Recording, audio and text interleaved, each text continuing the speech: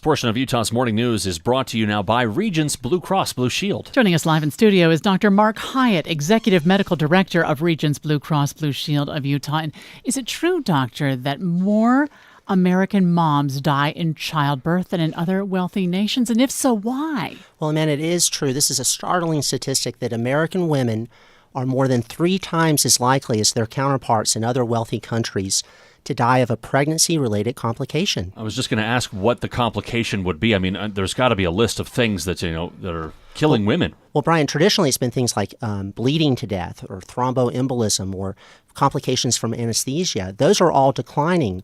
What is on the rise, though, and the most compelling explanation for this very startling statistic is that more American women are in poorer health when they become pregnant and are failing to get proper care.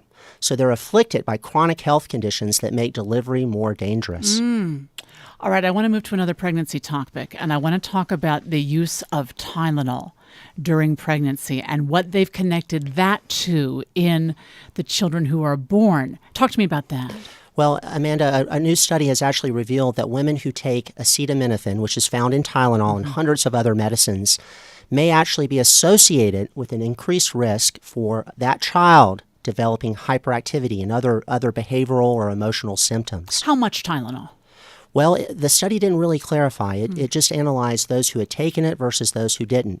And a lot do. More than half of all pregnant women do take Tylenol or acetaminophen for their pain or fever. I was just going to say, I've got a couple kids, and I've been there with a lot of, and during a lot of the doctor's visits, and I've heard doctors say, yeah, I know you can take, the Tylenol and the acetaminophen to try to get over some of the pain that you might experience. So this is a little bit of a shift for a lot of people to hear. It's a little shift, and it's still being investigated, Brian. Generally, acetaminophen is safe during pregnancy, and what you really have to do is weigh the risks.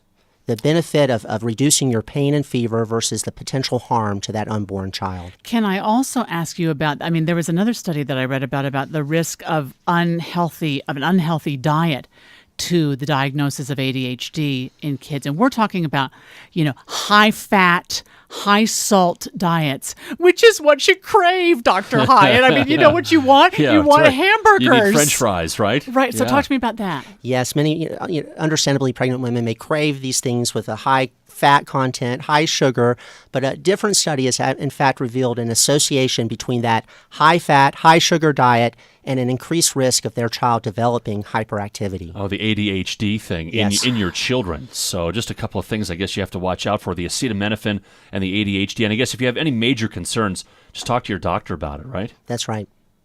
Guilt. I'm having some guilt issues. All right, this portion of Utah's Morning News brought to you by Regence Blue Cross Blue Shield. The In-Depth at 15 and 45. Okay, so news time is now 8:49.